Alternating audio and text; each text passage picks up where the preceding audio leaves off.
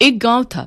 वहां के एक मोड़ पर दो रास्ते थे, जिसमें एक रास्ते पर कम लोगों का ही आना जाना हुआ करता था। आज इस रास्ते से घर जाता हूँ। खाली खाली रास्ते पर चलने का मजा ही कुछ और होता है। सुहाना सफर और ये मौसम हंसी, हमें डर यही खो न जाए कहीं। सुहाना सफर और ये मौसम हंसी। अरे वो क्या चमक रहा है, एकदम शीशे जैसा। वाह, ये तो कंघी है, पर बहुत ही सुंदर कंघी है। तभी पीछे से सोहन भी आ जाता है। क्या हुआ भाई रोहन, आज तुम इस रास्ते से कैसे घर जा रहे हो? यहाँ से तो कोई नहीं जाता। कुछ नहीं, सुहाना मौसम था तो मन किया कि खाली वाले रास्ते से ही चलते हैं, और ये थोड़ा लंबा भी है तो मौसम का मजा और आएगा, तभी इस रास्ते पे निकल आया। मैं तो रोज ही इस रास्ते से ही आता हूँ। मेरा घर तो यहीं से पास पड़ता है। तुम्हें पहली बार देखा तो पूछ लिया। अच्छा, वाह, तुम रोज ही आते हो, फिर तो मेरी आज किस्मत अच्छी थी। देखो मुझे कितनी सुंदर कंघी मिली है, इसकी चमक कितनी है। पहले तो मुझे लगा शीशा है या ऐसा ही कुछ है, लेकिन ये तो कंघी निकली। बहुत ज्यादा ही चमक है इसमें। कहाँ से मिली तुम्हें? मैं तो यहाँ से रोज आता जाता हूँ, मुझे तो कभी नहीं मिली। बहुत ही सुंदर लग रही है, मेरा तो दिल आ गया है। मन कर रहा है इससे अपने बालों को कंघी कर लूं। तुम्हारी किस्मत ही खराब थी, तो उसके लिए क्या किया जा सकता है। ये कंघी मुझे मिली है तो मैं ही इसका इस्तेमाल करूंगा, और कोई नहीं कर सकता। चलो ठीक है, तुम ही रखो तुम्हारी किस्मत वाली कंघी। मेरा तो घर आ गया, संभाल के रखना इस कंघी को। पता चले कि सारे बाल उड़ गए या कोई चुरा ले गया। तुम तो जल गए कि मुझे ये मिल गया। बाल उड़े चाहे कुछ भी हो, ये कंघी तो मेरे पास ही रहेगी। चलो चलता हूँ, क्या पता कभी तुम्हारी किस्मत भी अच्छी हो। रोहन घर पहुंचकर वो कंघी अपनी बीवी, माँ और अपनी बहन को दिखाता है। माँ, यहाँ आओ ना। माँ, कहाँ हो आप दोनों? देखो ये कितनी सुंदर कंघी है। तुम लोग अपने बाल आज से इसी से संवारना। और बहन, तू कहाँ है? तू भी सुन, इधर आ। देखो मुझे कितनी प्यारी कंघी मिली है। तुम लोग इस कंघी से अपने बाल संवारना। बहुत ही सुंदर है ये, लगता है किसी राजा महाराजा के हाथों में पड़ी थी और अब किस राजा के पास आ गई है। इतना क्या शोर मचा रखा है तुमने? चिल्ला तो ऐसे रहे हो जैसे कुबेर का खजाना मिल गया हो। हाँ भाभी, आप ठीक बोल रही हैं। घर पर आते ही इतना ज्यादा शोर मचा दिया है। बोलिए भैया, क्या काम है आपको? ऐसा क्या लेकर आए हैं? ऐसी कोई गिरी हुई चीज उठा ली होगी और ऐसे चिल्ला रहे हैं जैसे कि खजाना लेकर आए हैं। दिखाओ मुझे भी क्या है। ये कंघी तो सच में बहुत सुंदर है। कहाँ से मिली तुम्हें? कितनी प्यारी है। लाओ मैं अपने बाल सबसे पहले कंघी कर लूं। भाभी, आप ऐसा करोगी? कंघी कितनी प्यारी है, पहले मुझे करने दीजिए। ठीक है, तुम सबसे छोटी हो तो तुम ही सबसे पहले इसका इस्तेमाल करो।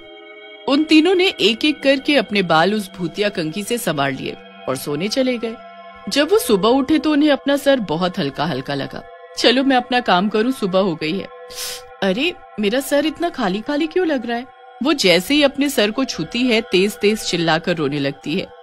हे भगवान, ये क्या किया आपने? मेरे सुंदर और लंबे बाल कहाँ गए? उसके रोने की आवाज सुनकर रोहन और रोहन की बहन दोनों ही कमरे में आ जाते हैं। क्या हुआ भाभी, आप रो क्यों रही हैं? आप ठीक तो है ना? आप घूंघट लेकर क्यों रो रही हैं? तुम दोनों के साथ भी ऐसा हो गया? मुझे तो लगा सिर्फ मैं ही हूँ। आप हंस क्यों रही हैं? ऐसा क्या हुआ है जो हम तीनों को हुआ है? पहले रो रही थी, अब हंस पड़ी। क्या चल रहा है?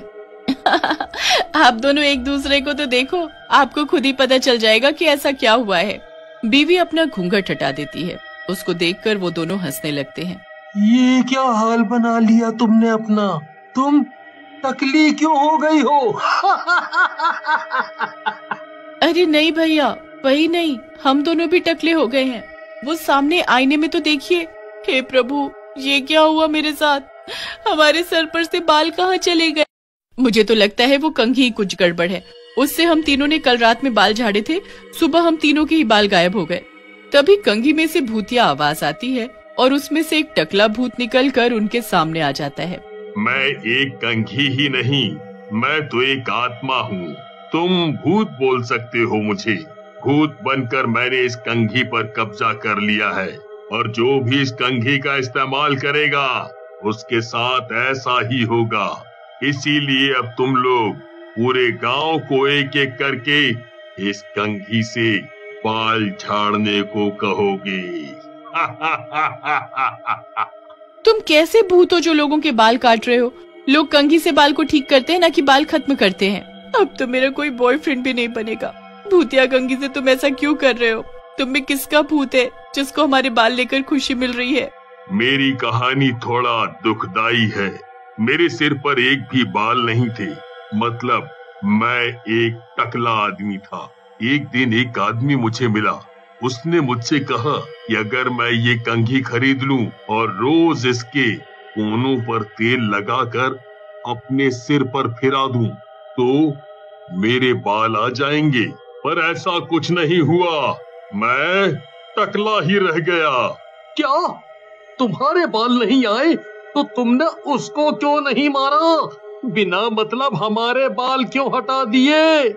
अरे मुझे पता चला कि वो आदमी फिर से शहर में बेचारे टकलों को कंघी बेच रहा है, तो मैं भी उसकी कंघी लेकर उसके पास जाने लगा कि मैं उसका पर्दाफाश कर दूंगा।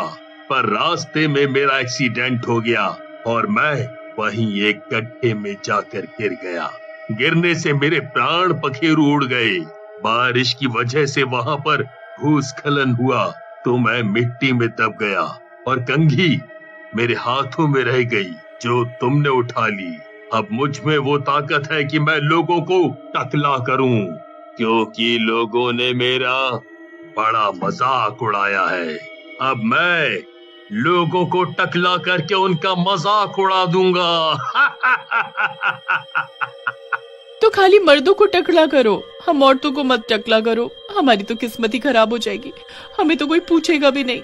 हाँ, इनको टकला छोड़ दो, पर हम दोनों के बाल वापस कर दो कुछ भी करके। हम ऐसे कैसे जिएंगे?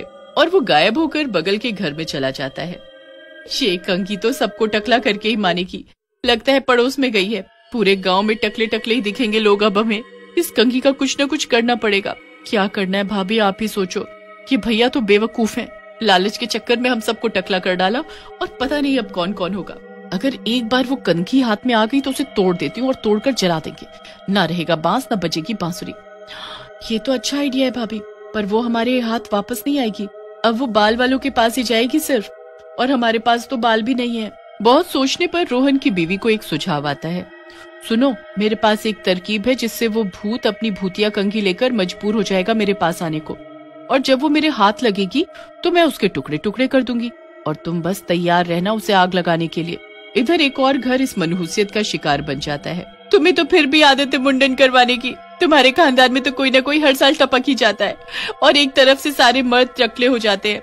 पर मेरा सोचो, मैं पार्लर जाकर बाल सेट करवाने वाली लड़की अब अपना टकला जम्बू लेकर कैसे जाऊंगी बाहर? इसी तरह भूतिया कंघी गांव के ज्यादातर लोगों को टकला कर चुकी होती है।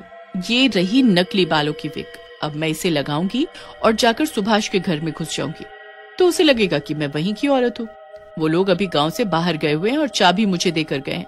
वो मुझे पक्का टकला करने के लिए सुभाष के घर आएगी। फिर वो दोनों वैसा ही करती हैं। रोहन की बीवी शीशे के सामने बैठी हुई थी, तभी भूतिया कंघी उसके सामने आ जाती है। पकड़ लिया, अब तू गई। लोगों को टकला करने का बड़ा शौक है ना तुझे? अब मैं तुझे तोड़ देती हूँ। जैसे ही वो भूतिया कंघी को तोड़ती है, उसमें तड़क करके आवाज आती है, नहीं, ऐसा मत करो। ले आइए आग लगाने का सामान, फूंक देते हैं इसको। बहुत परेशान किया है इसने।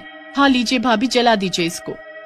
और दोनों मिलकर टूटी हुई कंघी पर तेल डालकर उसको जला देती हैं, जिससे वो कंघी और वो भूत हमेशा के लिए खत्म हो जाता है।